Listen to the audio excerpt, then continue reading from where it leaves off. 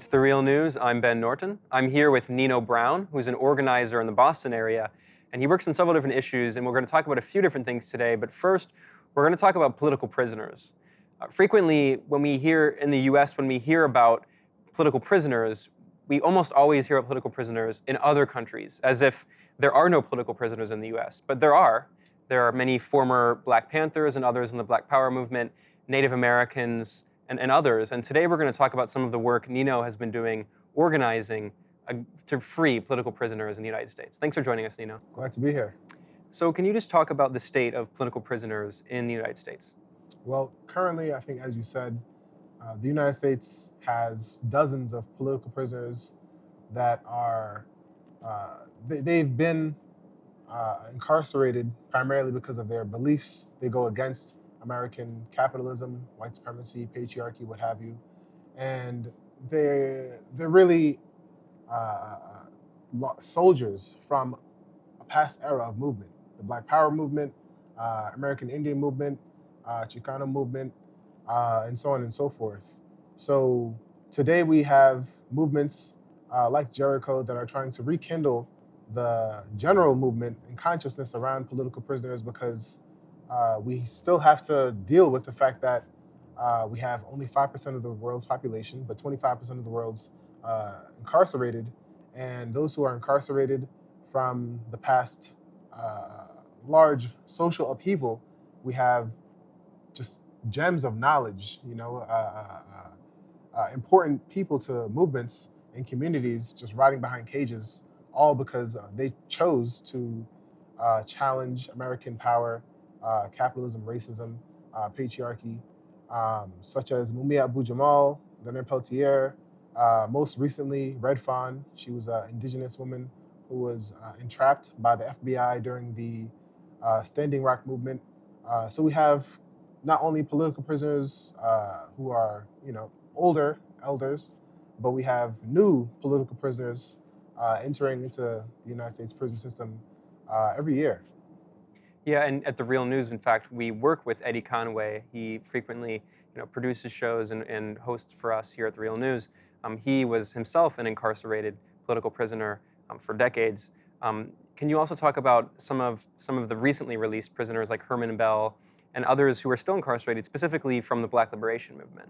So we still have, recently Herman Bell came out and was being harangued around the conditions of his release. About 2-3 years ago, Sekou Odinga came out or was released. But we still have Jalil Muntakim, Mumia Abu-Jamal, and many others from the Black Power movements that are still incarcerated. And there are others in the broader social movements that we don't hear about, like the past Weatherman Underground, like David Gilbert. However, the list of new political prisoners, that's yet to be not explicated, but just itemized, So I consider folks who were involved in the anti-Trump protests, who were facing charges, some of who were incarcerated as political prisoners. I may not know all their names, but the conditions of why they were incarcerated is inherently political because they chose to take a stand against what they see to be a rising fascist government and movement.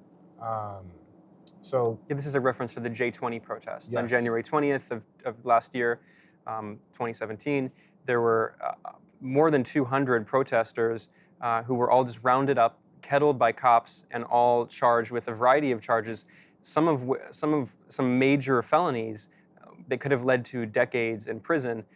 Some of the detainees have had their charges thrown out, but there are still dozens more, and the trials are ongoing with almost no media coverage. I think what's fascinating as a journalist is we have all these corporate media outlets that have rebranded in the age of Trump as part of the resistance, as anti-Trump. The Washington Post has "Democracy Dies in Darkness" on the top of its newspaper, but they have no interest in these activists who put their bodies on the line to protest Trump at the inauguration, and in some cases faced decades in prison. Yeah, exactly right. So what we're trying to do with Jericho is really expand what do we mean by political prisoners, in addition to highlight the fact that the United States is not an exceptional nation where it can point and wag its finger at other countries for having political prisoners when they have prisoners right here in the United States. I know in Massachusetts we have several friends who are friends of Jericho who are facing repression inside prisons just for speaking up around their basic human rights and conditions of life. Yeah, let's talk more about this, because what's interesting is there are two narratives I think that need to be debunked. One, that the U.S. doesn't have political prisoners, but two, also that the conditions that these people are under are somehow humane. I mean, we're talking about absolutely horrific, inhumane conditions that violate international law in every single way. Can you talk about some of the conditions that some of these prisoners in Massachusetts are forced to live under? So, an example that Jericho is really focusing on now is the prison in Norfolk, MCI Norfolk. So this is the same prison that Malcolm X went to when he was Detroit Red, criminal, gangster, etc., and transformed his life, became Malcolm X.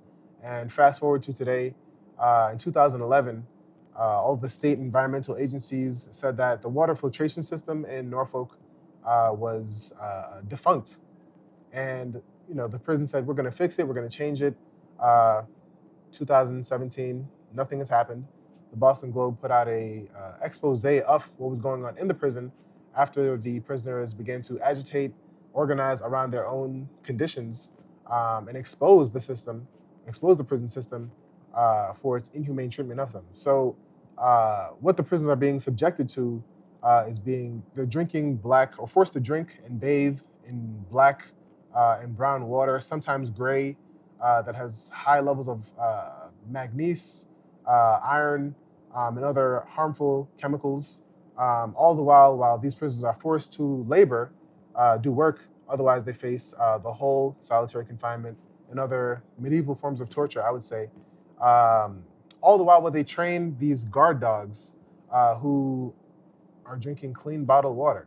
So here we have a clear example of just a gross violation of human rights, where prisoners who are workers, a part of the working class, predominantly black and brown, agitating around their own conditions just to get clean water, and are being thrown into the hole, are being repressed. Some of our friends have written letters to them and had our letters intercepted. Um, No, but that says everything.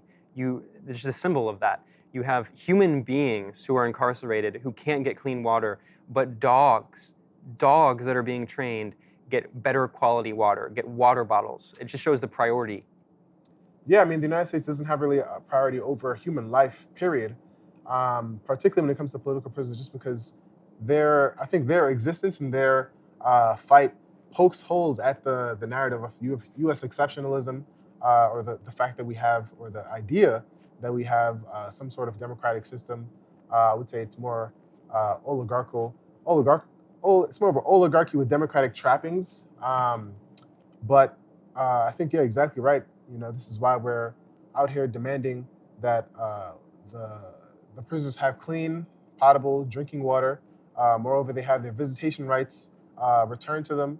Or not, rather returned. There's been a shift to lower the number of visitors you can have and create more loopholes for prisoners to interact with their family. In addition to higher charges for calling in. And this is all on top of the fact that the prisons are outside of Boston, outside of the city. So not too many families have the resources to travel all the way to MCI Norfolk on a weekly basis just to engage in basic human interaction with their families. Yeah, let's talk more about this. This is a huge racket that doesn't get much media coverage. You're talking about how private corporations are profiting from providing food and other resources that should be provided but are not adequately provided to incarcerated people.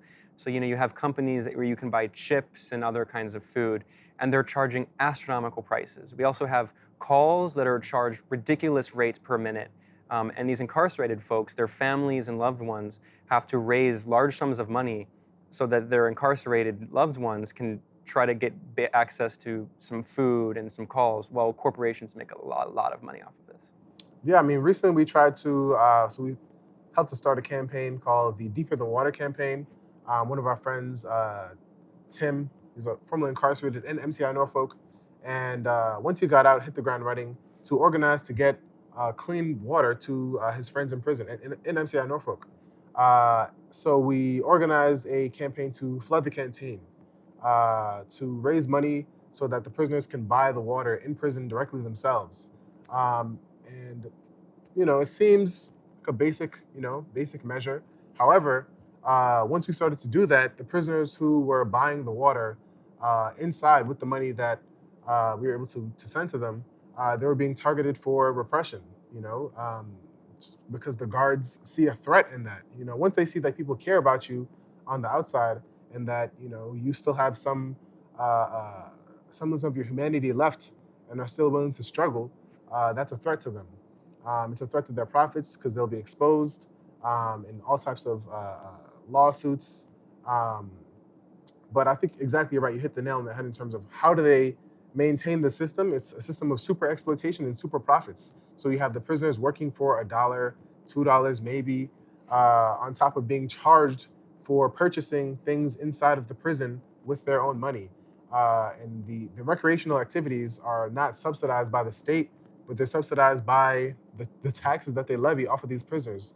So you have prisoners carrying the burden of their own incarceration financially on top of families already being strained by this downward spiral of capitalism to provide resources to their loved ones in prison. Yeah, and then finally, I want to come to a conclusion here, but I want to take a step back and just talk about the prison industrial complex in this country. We've both stressed this, but again, the U.S. has 5% of the world's population and 25% of incarcerated people on this planet. It's just baffling to think of that parallel. And this problem you're talking about is not isolated to just Massachusetts. This is a problem everywhere, and it's not just for incarcerated citizens. This is equally true for undocumented folks who are being forced into these facilities. They're increasingly privatized. So there's a lot we can talk about, but I'm wondering if you can just wrap up here, just reflecting on how we should think about the American prison industrial complex, American exceptionalism, and maybe you can even throw in like the war on drugs, because many of these folks who are incarcerated, it's not even necessarily for violent crimes. It's for folks who are involved in trading drugs or buying or using drugs. And we have this war on drugs that has led to a massive influx in this problem. Yeah, I mean, I'll start there with the war on drugs. It's not a war on drugs. Drugs have continued to proliferate in our society to such a degree that we have, such things as the opioid epidemic crisis. Drugs are still being used in prison themselves and being used as weapons of war for these prison guards. So that whole veneer of a war on drugs is just that, an illusion. It's really a undeclared war on Black, Indigenous, poor working class people, Chicano people, Latino people. And the way that they frame it as being around crime, it just distracts from the focus, from the content of this being about social control. That there was a counter revolution following the radical 60s and 70s that saw the need to suppress this radical uprising from the Black population, from Latino populations, oppressed people in generally. And prisons provide the perfect mechanism to maintain that social control in working class communities, but moreover to bolster capitalism, right? So as we see globalization in the 1980s and the birth of neoliberalism, where production goes global, right? There's this false notion that production has just disappeared, and it actually hasn't. It's shifted into prisons, where prisoners are making anything from Nintendo 64 cartridges to furniture, to things for Starbucks, belt buckles. So it's a way for them for the capitalists to super exploit prison labor, while at the same time maintaining social control and pacification over the oppressed communities, whether it be through recidivism, militarized policing in the communities that these incarcerated folks come from. It's really just a way to control labor, but also to make super profits, all the while claim to be fighting drugs, claim to be fighting crime, and so on and so forth. Well, we'll have to end our conversation there. I was joined by Nino Brown. Nino is an organizer with several groups, including the Answer Coalition. He's also an organizer with Jericho, which is a campaign to free political prisoners here in the U.S. Thanks for joining us, Nino. Thank you. Reporting for The Real News, I'm Ben Norton.